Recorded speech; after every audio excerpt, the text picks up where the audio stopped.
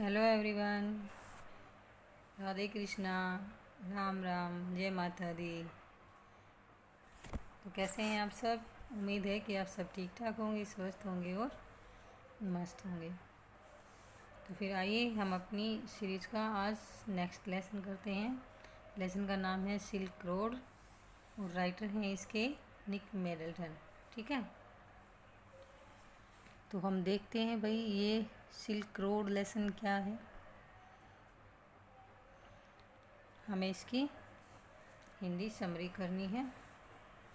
ये silk road lesson का जो नाम है, ये अगर देखा जाए तो जो सिल्क रूट है, आपने सुना है एशिया यूरोप के मध्य जो व्यापार होता था, जो ट्रेड्स वहाँ चलता था, उसके नाम पर ही इस लेसन का नाम सिल्क रोड रखा गया है। तो इस पूरी कहानी में क्या है कि जो राइटर हैं वो अपनी कैलाश यात्रा करना चाहते हैं। तो फिर उसी पूरी अपनी जो यात्रा है उसका वर्णन उन्होंने इस लेसन में किया है। ठीक है, तो हम यही देखेंगे इसमें कि इसका नाम क्यों पड़ा है। तो ये जो सिल्क रूट था उसी के नाम पर इसका नाम सिल्क रोड रखा गया है। इसी के ज़रिए जो एशिया और यूरोप का जो व्यापार होता था वहाँ से वो आते जाते थे।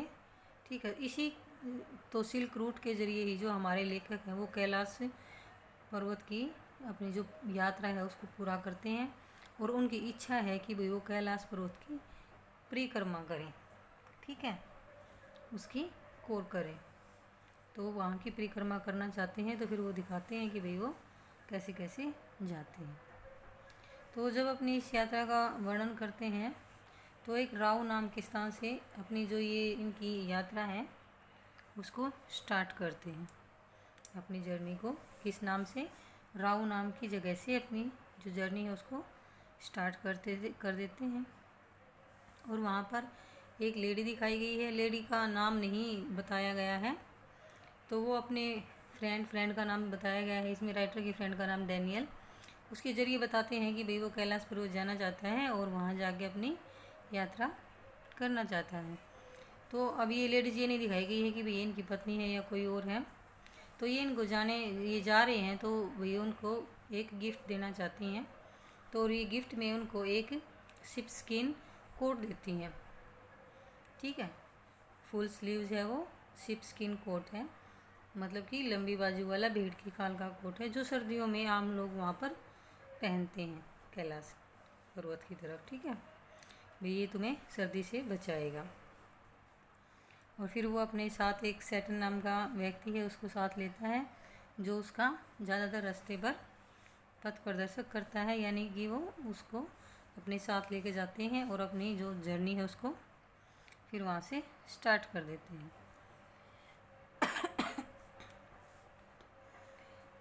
जो ये सैटन है ये क्या कहता है कि भाई मैं आपको है ना छोटे रास्ते से लेके चलूँगा। और वो छोटा रास्ता कौन सा है? ये सिल्क रूट ही वो छोटा रास्ता है। और कहता है कि ये सीधा कैलाश पर्वत की ओर ही जाएगा, हम उस रास्ते से चलेंगे। तो भाई ठीक है, ये उस रास्ते से चले जाते हैं और वो रास्ता जाकर उन्हें एक खुले मैदान के बीच ले जाता है, जहाँ पर ये बहुत सारे वहाँ पर एनिमल्स देखते हैं। ठीक है, एनिमल्स को ये जैसे कि गैजल नाम का कोई एनिमल है, उसको उनके झुंड को देखते हैं, वो घास चर रही हैं उनको देखते हैं। फिर ये वहाँ पे जंगली जो गधे होते हैं उनको देखते हैं। वहाँ का मतलब बताया गया है कि वहाँ पे जो एनिमल्स हैं उनके पूरे झुंड के झुंड है और वो घास खा रही हैं। घास के मैदान पर उनका जो झुंड है उसको भागते हुए देखा है उन्होंने।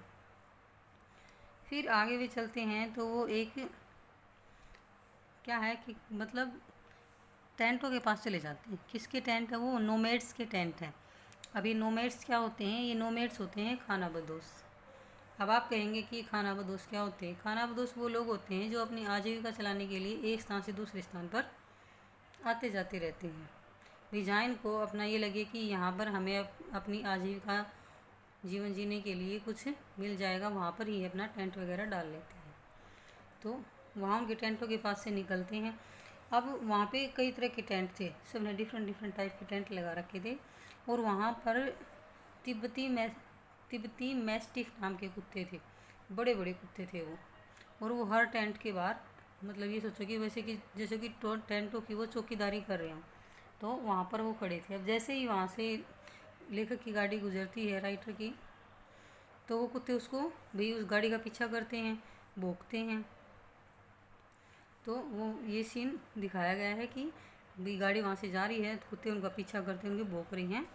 तो जो फिर राइटर हैं वो कहते हैं कि जो ये कुत्ते हैं ये शाही दरबारों के मनपसंद कुत्ते हैं। जो तिब्बती मैस्टिफ कुत्ते हैं ये चीन के शाही दरबारों के मनपसंद कुत्ते हैं और ये शिकार करने में सहायता करते हैं और इन्हें तिब्बत से उपहार के तौर पर चीन भी भेजा जाता है।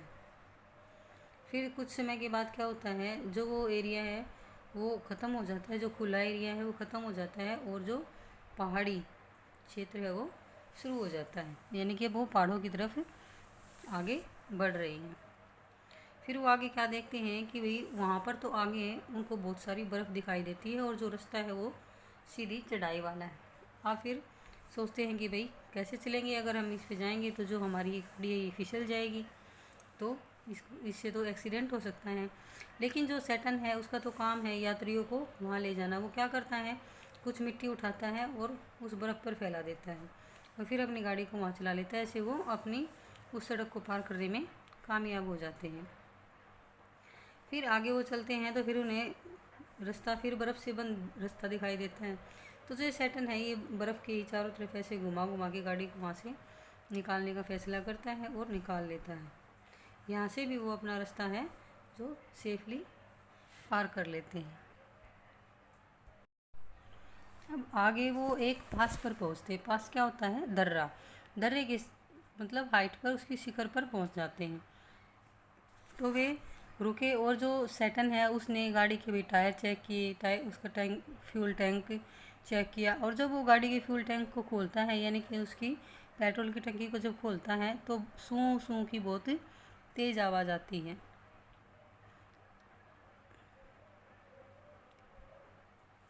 क्या है कि सूं सूं की बहुत तेज़ आवाज़ आती है।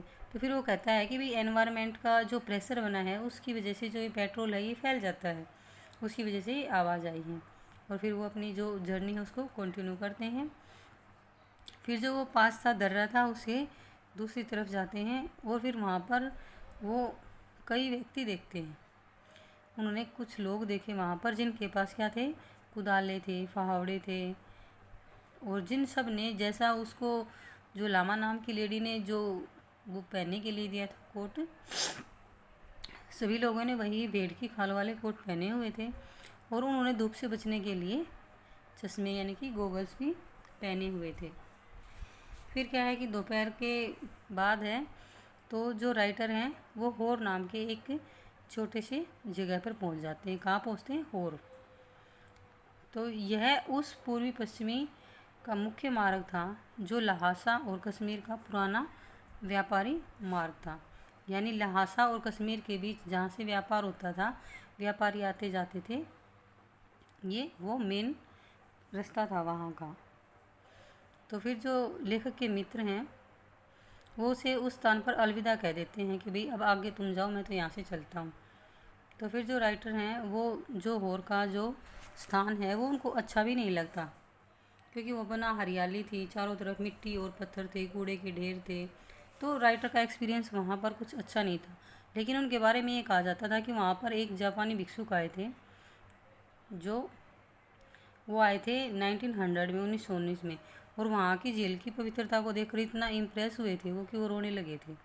फिर कहते कि 2 साल बाद एक स्वीडन यात्री भी आया था वहाँ पर। तो जैसे ये 2 टूरिस्ट आए इनको तो वहाँ का जो चीज़ें थी वो इतनी मतलब इम्प्रेसिव लगी कि भाई वो बहुत ही प्रभावित हुए उससे। लेकिन जो राइटर है, राइटर को वहाँ कुछ ऐसा अच्छा दिखा नहीं, वहाँ पर कुछ भी ऐसा अलग नज़र नहीं आया, क्योंकि पता नहीं इसके विपरीत ही देखा उसने। राइटर को तो सब कुछ गंदा ही दिख रहा था वहाँ पर।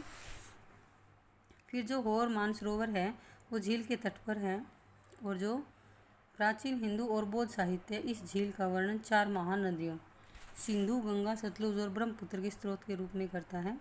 वास्तव में केवल सतलुज नदी ही यहाँ से निकलती है, बाकी की नदियाँ तो कैलाश पर्वत के पहाड़ों से निकलती हैं। लेकिन यहाँ पर दिखाया इन चारों को गया है। फिर जो राइटर हैं वो कहाँ पहुँच जाते हैं, वो पहुँच जाते हैं भाई दार्जिलिंग। दार्जिलिंग नाम की जगह पर वो पहुँच जाते हैं। तो यहाँ पर राइटर को क्या होता है, राइटर को कोल्ड हो जाती है। एक तो यहाँ पे बर्फ़ पड़ रही है, यहाँ का मौसम ठंडा है, ऊपर से कोल्ड होने से क्या हुआ, जो राइटर है उसका एक नाक रुक गया। जैसे हमें जुकाम होता है तो कई बार हमारा एक नाक रुक जाता है, तो ऐसा ही उसके साथ हुआ। और यहाँ पे क्या था, जो ऑक्सीजन का लेवल था वो बहुत कम था। अब एक नाक उसका बंद हो गया, ऊपर से ठंड भी थी, तो उसको सांस लेने में कठिनाई होने लगी। अब राइटर था भाई वो थका हुआ भी था, सो गया। लेकिन सोने से क्या होता है, सोने के बाद तो सांस लेने में और भी ज़्यादा दिक्कत होती है। तो उसको जैसे ही अपनी छाती भारी भारी लगी तो उठ के बैठ जाता है। कुछ देर बैठता है तो उसको थोड़ा रिलैक्स महसूस होता है। लेकिन फिर वो लेटता है तो फिर वही कंडीशन हो जाती है, नाक रुक जाती है और छाती भारी हो जाती है, वो सांस लेने में उसको दिक्कत होने लगती है। तो फिर वो कहता है कि भाई सोया तो नहीं जाएगा, मेरे को लगता है कि भाई आज तो सारी रात बैठ कर ही काटनी पड़ेगी। तो फिर वो दोबारा सोता ही नहीं है, सारी रात जागता रहता है।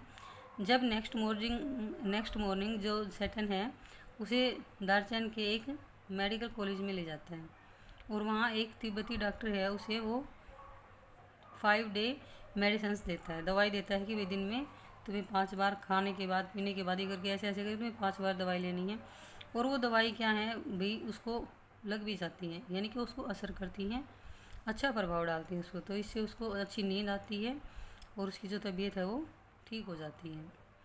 नॉर्मली तो क्या है, इस मौसम में जो जितने भी टूरिस्ट आते हैं वो इस मौसम, जब मौसम ठीक होता है आते हैं, तो जो दार्जिलिंग है ये सभी टूरिस्ट से खचाखच भरा रहता है।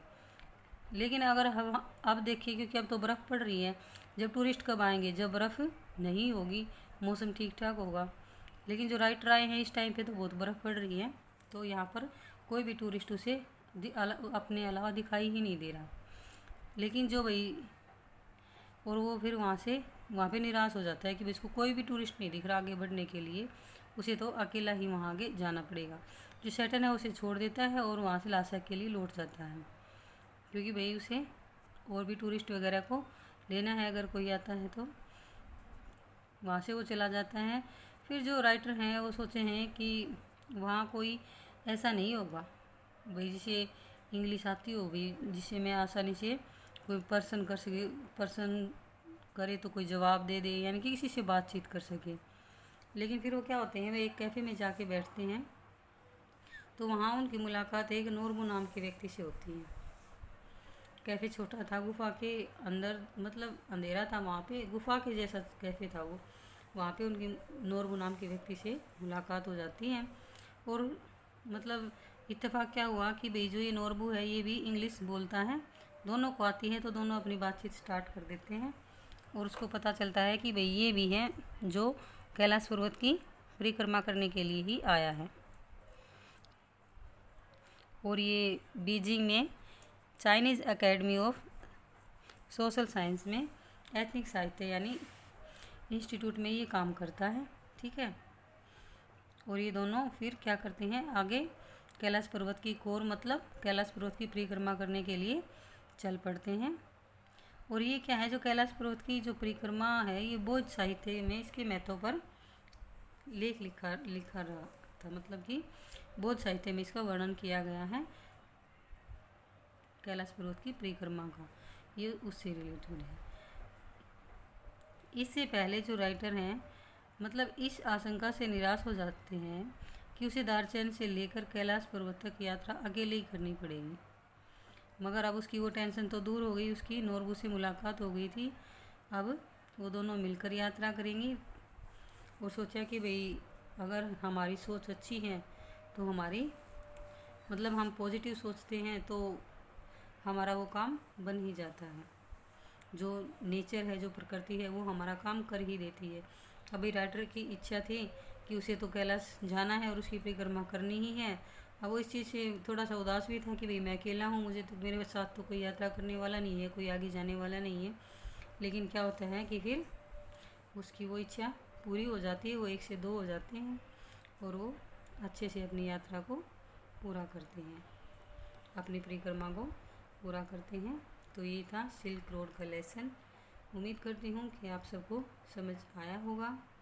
वीडियो को पूरा देखें, वीडियो को ज़रूर लाइक करें। जो चैनल पर पहली बार आए हैं वो चैनल को सब्सक्राइब करें और बेल आइकन को प्रेस करें। Thanks for watching.